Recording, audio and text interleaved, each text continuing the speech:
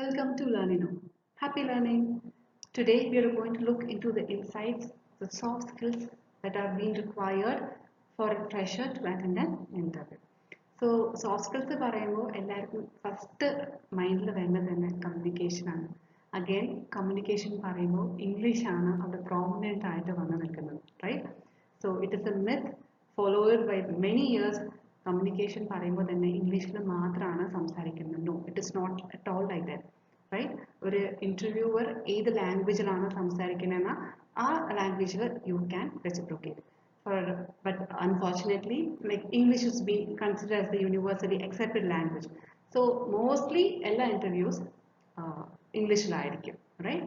So communication എന്ന് പറയുമ്പോൾ തന്നെ it is just a transformation of information from one person to another. നമ്മൾ പറയുന്ന കാര്യങ്ങൾ രണ്ട് വ്യക്തിക്കും അത് മനസ്സിലാക്കി എടുക്കാനുള്ള ഒരു സംഭാഷണം മാത്രമേ ഉള്ളൂ കമ്മ്യൂണിക്കേഷൻ. സോ അത് പറയുമ്പോൾ it have to be very concise and clear and see to that the opposite person, that is the receiver, is able to understand your thoughts that you are about to present. So adile mathram ഒന്ന് ശ്രദ്ധിച്ചാൽ മതി. It has to be very clear, right? അല്ലാണ്ട് നിങ്ങളുടെ ആക്സെന്റോ അല്ലെങ്കിൽ എന്താ പറയുക ആ dialect ഒക്കെ കറക്റ്റ് ആയിട്ട് ഇരിക്കണമെന്ന് ചില ജോബിന് അങ്ങനത്തെ സ്കിൽസ് റിക്വയർഡ് ആണ്. പക്ഷെ നിങ്ങളുടെ communication has to be very clear and concise and understanding. അത് മാത്രം ഒന്ന് ശ്രദ്ധിക്കണം. Then coming to the point is aware of yourself. For example, നമ്മുടെ strength and weakness എന്താണെന്ന് അറിഞ്ഞിരിക്കുക. ഒരു ഇന്റർവ്യൂ അങ്ങനെ ഒരു ക്വസ്റ്റ്യൻ ചോദിക്കുമ്പോൾ you should be in a position to analyze and understand yourself, and in a way you have to represent also, right? And creative thinking, it is basically like how you are contributing to your valuable thinking, in the sense നിങ്ങളുടെ valuable ideas.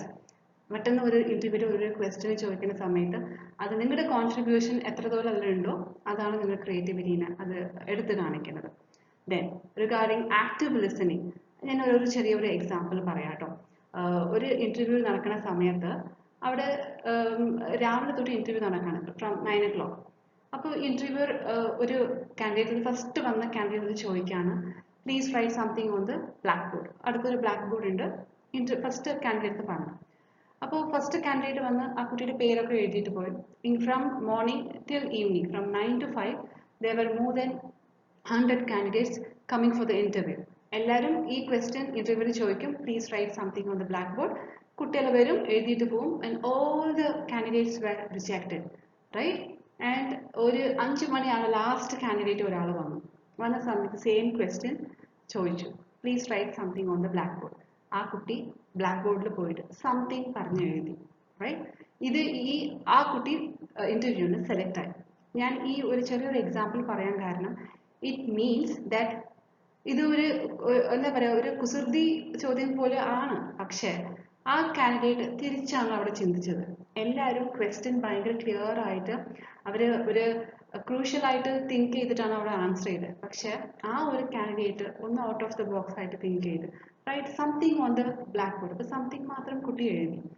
So your active listening, your critical thinking power എല്ലാം ഒരു ഇന്റർവ്യൂയുടെ സമയത്ത് നമുക്കൊക്കെ നമ്മുടെ skill നമ്മൾ use ചെയ്യേണ്ടി വരും. So ഈ കാര്യങ്ങളൊക്കെ ഒന്ന് ശ്രദ്ധിക്കണം. Then coming to your adaptability, it shows how flexible and how willing you are to learn new things. അപ്പോൾ എന്തെങ്കിലും ഇങ്ങനെ ഇന്റർവ്യൂയുടെ സമയത്ത് എന്തെങ്കിലും സംസാരിക്കുമ്പോൾ ഇന്റർവ്യൂ എന്തെങ്കിലും ഒരു കാര്യം ചോദിക്കുമ്പോൾ അവർ എന്താ പറയുക എക്സ്പെക്ട് ചെയ്യും how is your willingness to learn new things, right? അപ്പോൾ ഇതൊക്കെ ഒരു സോഫ്റ്റ് സ്കിൽസിന്റെ ഭാഗമാണ്. But people are not paying more attention and giving importance to it, right? And your body language plays the prominent role during the entire process of the interview, right? Even academics നല്ല mark ഉണ്ടായാലും if you're technically sound and everything, നിങ്ങളുടെ body language അവിടെ ഒന്ന് pleasing ആയിട്ടും comfortable ആയിട്ടും ഇല്ലെങ്കിൽ you will not or ever get through the interview. So always maintain an eye contact with the interviewer, a positive body language, എപ്പോഴും ഒരു mild smile ആയിട്ട് ഇരിക്കുക, right? Then the final thing is doing the research. It is very, very, very important. Please do a company research before attending the interview.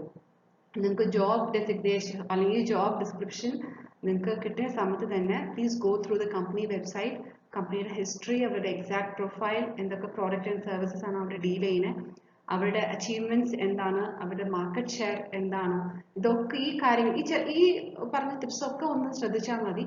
It will be very useful for you to get through the interview, and soft skills are important while attending an interview.